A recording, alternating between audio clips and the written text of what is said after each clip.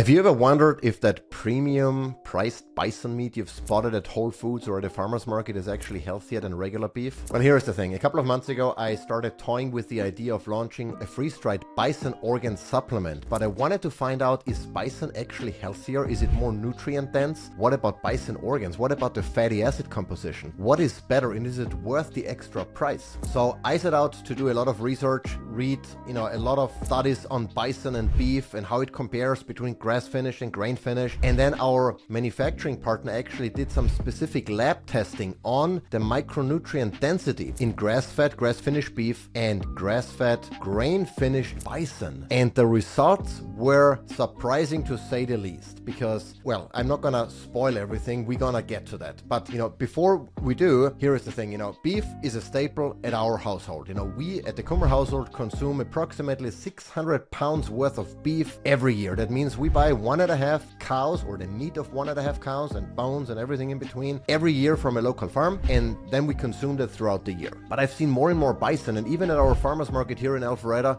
I've seen a guy selling bison meat and bison organs, and once I tried the bison liver, and it tasted so much better, less metallic and just milder overall. I'm like, there is something to bison, is that maybe better? Should we switch to bison? And as part of my research, I discovered that yes, indeed, bison is generally speaking the better meat. It has a better fatty acid profile. That means not because it's leaner, we'll talk about that, but because it has a better polyunsaturated fatty acid profile, meaning fewer omega-6, more omega-3 and conjugated linoleic acid. It has better micronutrient, a better micronutrient ratio. And I wondered, why is that? Especially if you compare grass-fed, grass-finished beef to grass-fed, grain-finished bison, which appears to be more nutrient dense than the purely grass-fed beef. How can that be? And from what I've learned, there are a couple of reasons for that. One is there are obviously genetic differences between cattle and bison. Bison have access to a more diverse native forage. They've been less domesticated, means they are kept in lower stress environments. You cannot keep a grain-finished bison in the same type of feedlot as you would cows. You cannot crowd them as much. They are an entirely different animal, and they thrive on converting the poorest quality forage into high quality meat. You can leave them out in winter and they dig through the snow and eat whatever grass and greens they can find underneath that snow blanket and thrive on that. Those are the genetic differences. And also, one of the things that if you have cattle in a feedlot and you provide them with grains, they would literally eat themselves to death. If you provide enough grains, they would eat until they drop dead. Bison they don't do that. Even if they have plenty of grains, they would eat some and then go away and look for forage, as poor quality as it might be, and then maybe come back to the grain. So there are whole different eating habits because of genetic differences. And again, then the lack of domestication, they are still wild animals at the end of the day. You're not gonna go and milk a bison cow. You can try, but you'll probably die in the process. And then the other factor is that bison generally live longer before harvesting. So that allows more nutrient accumulation, especially if they still have access to grass in the finishing process, especially if they're grain finished. If they're grass finished, obviously, then, it's again a whole different ballgame. But even grain finished bison, they stick around for longer before they're harvested compared to grass-fed, grass-finished beef. Now, let's maybe debunk a couple of myths about red meat before we continue here. Many people assume that bison is healthier because it has less fat. That's not the main benefit. It is true that bison is leaner, but leaner or less fat doesn't translate into health benefits. Fat is good. Saturated fat is good. Cholesterol is good. All of those things that you might have heard, even from your primary care physician, are BS. They've been debunked long time ago. Animal fat is healthy, be it saturated, cholesterol, what have you. So the less fat is not the main reason, or any reason really, why bison is healthier. But let's look at the macronutrient breakdown between grass-fed, grass-finished beef and bison. Which is, you're interrupting my dinner. I'm going to interrupt your video for a moment to thank our sponsor, Jackson Hole Buffalo Company, real quick. It's absolutely delicious. Look at this. This is bison at its best. Look at this. And one thing that you'll notice is that the patties are not going to shrink like beef because they don't have quite as much fat. And bison is one of those animals that is domestic from here. If you want to support local ranchers, if you want to support local animals for that matter, consume bison. So Jackson Hole Buffalo Company, thanks so much for sponsoring this video. And now back to the bison content. And so if we look at regular ground meat, that you can find in the store, a lot of the ground meat is 85-15, meaning 15% fat, 85% protein. And from a grass-fed, grass-finished beef, I looked at some of the examples, from brands that they sell on Amazon and at Whole Foods. You get approximately 240 calories, 21 grams of protein, and 17 grams of fat. And from that, 6 grams are saturated fats. The grass-finished bison, you're probably not going to find an 85-15 mix because bison is so lean. So the only thing I could find is a 90-10. So 90% protein, 10% fat. And that is only 150 calories. So 90 calories less because it's also less fat. 24 grams of protein, so 3 grams of protein more per pound than the grass-finished beef, and only 7 grams of fat, from which 1.5 grams are saturated. So significantly less fat, as I've mentioned already. Now, what about the grain-finished bison? Because grain-finished ruminants are typically fatter. The reason why certain farmers feed grains is to fatten them up in the shortest amount of time. Now, grain-finished bison has 190 calories, so again, less than the grass-finished beef, 23 grams of protein, 2 grams more than the grass-finished beef, 11 grams of fat. That's 6 grams less than the grass-finished beef, out of which 4 grams are saturated. Again, 2 grams less than the grass-finished beef. And that in itself already tells you, if you say less fat, fewer calories is healthier, I don't necessarily agree with that, but assuming we look at it from that perspective, you could easily argue that the grain-finished bison is healthier than the grass-finished beef, But more importantly, for me, is from a health perspective, is that even the grain-finished bison has a better fatty acid profile as far as the PUFAs are concerned, the polyunsaturated fatty acids, meaning it has more omega-3 and more conjugated linoleic acid, CLA.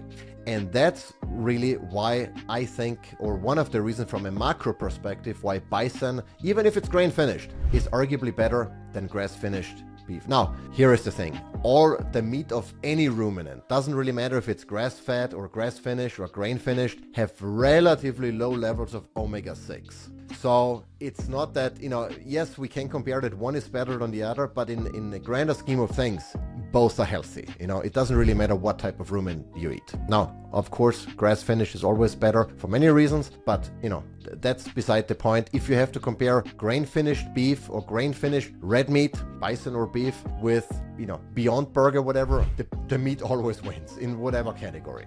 Now, where the real magic happens is, as far as the bison is concerned, is the micronutrient composition. Here just a couple of examples of where bison clearly outperforms beef. And it doesn't matter if it's grain finished or grass finished bison, both outperform beef from a micronutrient perspective for most of the micronutrients. For example, bison has almost 40% more iron. It has double the amount of copper. It has more potassium and CoQ10 and creatine, than beef. And so all of those are important for, enhanced energy, metabolism, muscle strength, cognitive performance, and cardiovascular health. And there are even some studies that suggest, again, epidemiology, but eating bison lowers your risk of heart disease. Not that eating beef raises it, that's not true, but comparatively speaking, bison might be even more beneficial. And I have a blog post that goes into the specific micronutrient composition and comparison, so I don't have time here to show the entire table. Maybe we can show it here on the side real quick, but we're gonna link to the blog post if you really want to dive into the details. But here is the thing. Our manufacturing partner did some very expensive micronutrient testing comparing grass-finished beef from New Zealand, arguably one of the best sources of beef and organs, with domestically raised but grain-finished bison. And the results were absolutely mind-boggling. Most of the micronutrients in the grain-finished bison were higher than in grass-finished beef. For example, vitamin B5, 358% more in bison. Vitamin B2, 258% higher. Vitamin K2, MK7, 3,933% higher. That's in grain-fed bison. That's absolutely mind-boggling that an animal that has access to grain outperforms a cattle that is 100% grass-fed and grass-finished. That's it. I did not expect it, to be quite honest, and most people probably don't know that either, and maybe would argue, but the data is there. It's hard data, and it is what it is. But aside from the nutrients, there are other reasons why you might want to consider bison. First of all, most bison, well, really all of them, are raised better than feedlot cattle. And that's just because you cannot, as I mentioned before, keep bison in the same feedlots as you would keep cattle. They are wild beasts at the end of the day. They need space, they need to do their thing, otherwise they're gonna go nuts and probably kill everything in the process. So, they are more sustainably raised. Some of the farmers that I've gotten to know, they actually practice regenerative practices to improve soil quality when they raise bison, And even if they are then finished on a quote-unquote feedlot, which is again different than the feedlot of cattle, their animals are raised in many cases better than the best raised cattle. It's also easier to trace its origins because it's almost impossible to trace, the steak you buy at a grocery store at the farmer's market back to an individual animal on a farm, because there are so many cattle being slaughtered each day. Just for comparison, there are more beef cattle slaughtered on the first day of the year at noon than bison the entire year. That just tells you the magnitude and the difference in how many bison are butchered for meat than in comparison to cattle. And so because the bison operations are usually smaller, there are only a handful here in the US, it's much easier to trace the meat back to its origin, And also, bison meat can be gentler on people sensitive to beef because it has lower levels of histamines. I've heard from our bison rancher here at the farmer's market that most of his customers buy bison because they don't do well with beef. But there are obviously also downsides to bison. One is it's typically about 30% more expensive than beef, and that again goes back to the volume, to demand, to the fact that it takes longer to grow out bison and many, many other factors. It's also harder to find, yes, I've seen it at the farmer's market, I've seen now ground bison at Whole Foods, you can buy it on Amazon, but generally speaking, it's harder to come by than ground beef, It's also leaner, so that means if you like fat like I do, you probably have to cook it with additional fat, be it tallow, be it ghee, be it butter, what have you, so it's not quite as dry. And you probably also need to learn how to cook it properly so it's not as dry as it might be if you cook it incorrectly. Also the taste, especially if it's grass-finished bison that has never seen any grains, it might have a mild, or almost like a little bit of a sweet taste. And that's just because of, some of the plant matter, some of the nutrients in plants, leave that taste signature that not everyone might like. I don't mind it at all. I think it tastes fairly mild.